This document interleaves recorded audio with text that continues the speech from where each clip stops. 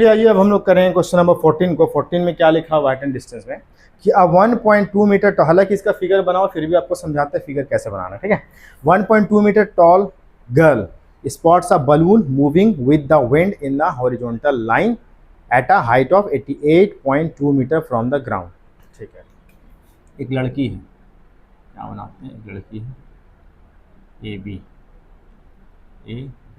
इसका जो हाइट है वो है 1.2 मीटर। 1.2 मीटर ये ज़मीन है, और ज़मीन से वो देख रही है कि एक जो बलून है ना, एक बलून है जो कि एक हाइट पे उड़ रहा है। यहाँ पे एक बलून है, ये बलून है, मान लेते हैं ये सी मान लीजिए, डी मान लीजिए, डी क्या है, एक बलून है, और ये ज़मीन से 88.2 मीटर ऊंचाई पे उड़ रहा है ग्राउंड से। ठीक है, उड़ रहा है भाई, ये 88.2 है, कितना है 88. चलिए नेक्स्ट लिखा हुआ है the angle of elevation of the balloon from the eyes of the girl at any instant of 60 degree is 60 degree. इसका आई यहाँ पे होगा लड़की का, बलून यहाँ पे है, इसका जो है एंगल ऑफ एलिवेशन जो है वो कितना लिखा हुआ है 60 डिग्री। तो इसको सीधा पहले मिलाएंगे ना हम लोग, तब ना यहाँ प्लेन सरफेस बनेगा तो एंगल बनेगा, ये 60 डिग्री। ठीक है, यहाँ पे ये 88.2 है। चलिए इतना लिख लिए। इसके बाद क्या लिखता है, इसके बाद लिखा हुआ है आफ्टर सम टाइम, कुछ देर के बाद the angle of elevation reduces to 30 degree. अब इसका एंगल ऑफ एलिवेशन क्या हुआ, कम हो गया। इसका मतलब बलून कुछ आगे बढ़ा होगा, दूर हो गया होगा, इससे दूर हुआ, वो भी यहीं तक है ना।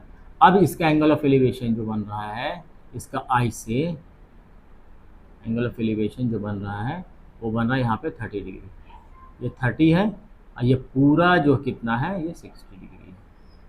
ठीक है, चलिए नेक्स्ट।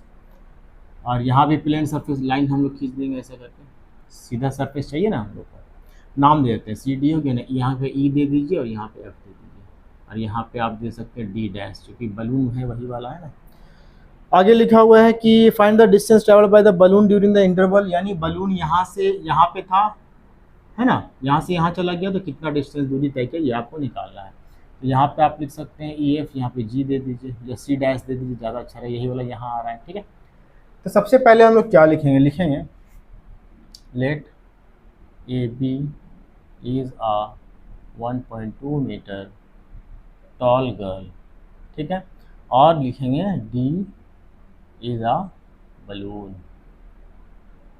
चलो हो गया। अब क्या करना है, डिस्टेंस निकालना। सबसे पहले हम लोग को डिस्टेंस जब निकालना है तो सबसे पहले हमको तो ट्रायंगल से मतलब, ट्रायंगल यहाँ बन रहा और यहाँ बन रहा, तो हमको इससे मतलब है, इस लाइन से इस लाइन से उतना मतलब नहीं है। तो हमको यहाँ देखिए, यहाँ से यहाँ तक का हाइट या यहाँ से यहाँ तक का हाइट हमको निकालना होगा।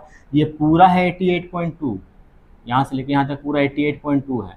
यहाँ से यहाँ तक कितना 1.2, लड़की 1.2 मीटर यहाँ तक, ये सीधा देखिए तो यहीं तक आएगा। 1.2 इससे माइनस कर देंगे तो मेरा क्या निकल जाएगा, डी डैश एफ या डी ई निकल जाएगा। यहाँ पे हम लोग लिखेंगे D E equal D dash F. ठीक है, तो एक काम करते हैं, यहाँ भी ई डैश कर देते हैं, बेहतर रहेगा, है ना, डैश कर, क्योंकि वही चीज़ उधर जा रहा है।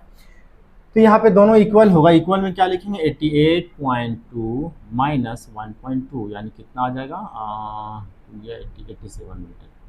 क्लियर है यहाँ तक, क्यों कैसे आया, यहाँ से यहाँ तक पूरा 88.2 है और यहाँ से यहाँ तक 1.2 है लड़की का हाइट, तो इसको माइनस करेंगे तब ना यहाँ से यहाँ तक हम लोग का निकलेगा। तो ये क्या था 88.2 था, इससे माइनस के 1.2, मेरा क्या आ गया 87 मीटर आ गया। अब सीधा ट्रायंगल का बात करेंगे हम लोग, लिखेंगे इन ट्रायंगल, पहले छोटा वाला ले लेते हैं, A D E, A D E. इसमें क्या होगा, यहाँ पे एंगल बन रहा है ए डी 60 डिग्री बन रहा है, ये बड़ा वाला पूरा 60 डिग्री ये वाला है ना, तो सामने वाला क्या होगा परपेंडिकुलर डी ई, और बेस हमारा क्या होगा ए ई, यानी परपेंडिकुलर और बेस यानी tan थीटा।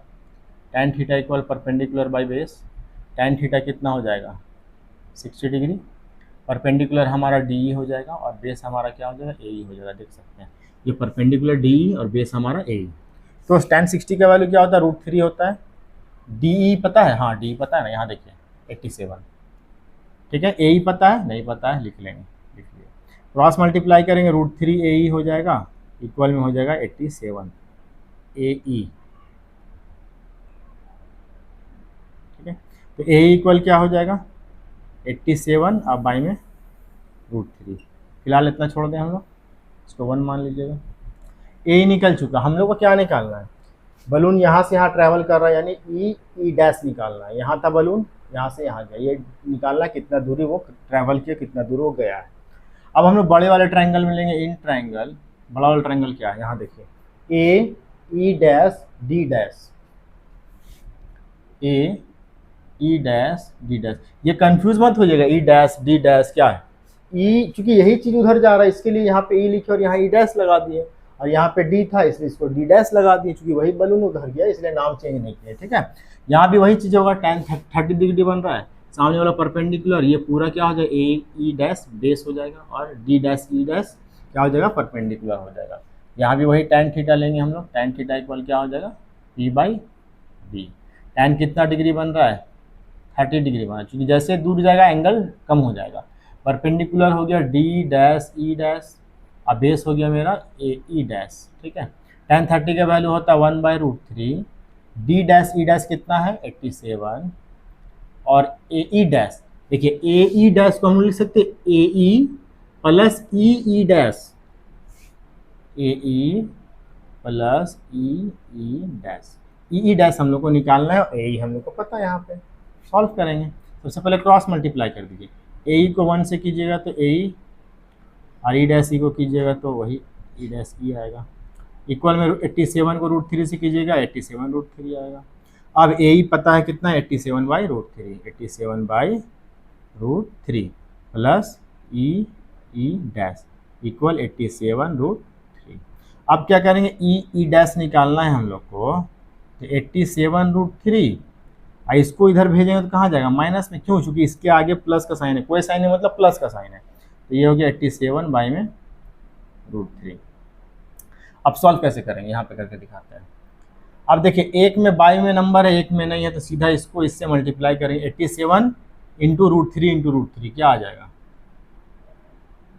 87 इंटू √3 ये वाला 87√3 था इंटू, अच्छा यहाँ पे इसको हटा देते हैं, 87√3 और इंटू लिख देते हैं √3, और माइनस में कितना लिखा हुआ 87, अब बाई में कितना लिखा हुआ √3।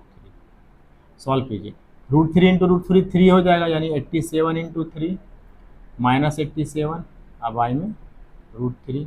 अब क्या आएगा, 7 की 7 3 21, 2 कैरी बचा, 8 3 24 2 26 माइनस 87 बाई में √3, माइनस करेंगे कितना आएगा, 4 बचेगा यहाँ पे, यहाँ 7 बचेगा, यहाँ 1 बचेगा, और बाई में क्या बचेगा √3।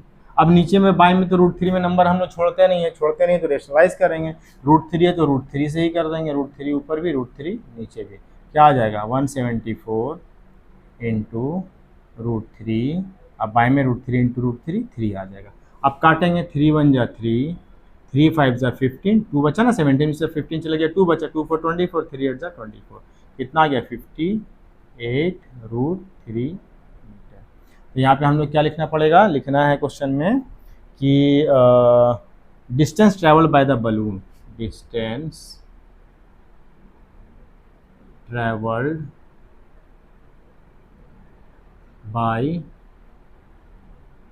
बलून इक्वल, कितना डिस्टेंस ट्रैवल किया 58√3 मीटर। यही हमारा आंसर है।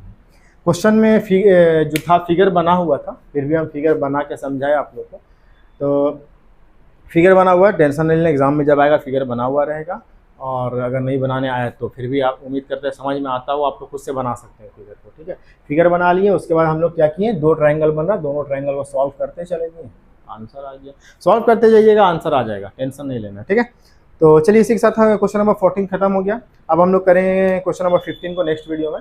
तो अगर मेरा वीडियो पसंद आ रहा है तो चैनल को सब्सक्राइब करें, ज़्यादा से ज़्यादा लाइक करें और शेयर करें, ताकि और भी लोग मेरे चैनल को सब्सक्राइब कर सकें, और मेरे फेसबुक पेज को भी फॉलो करें। Thank you so much.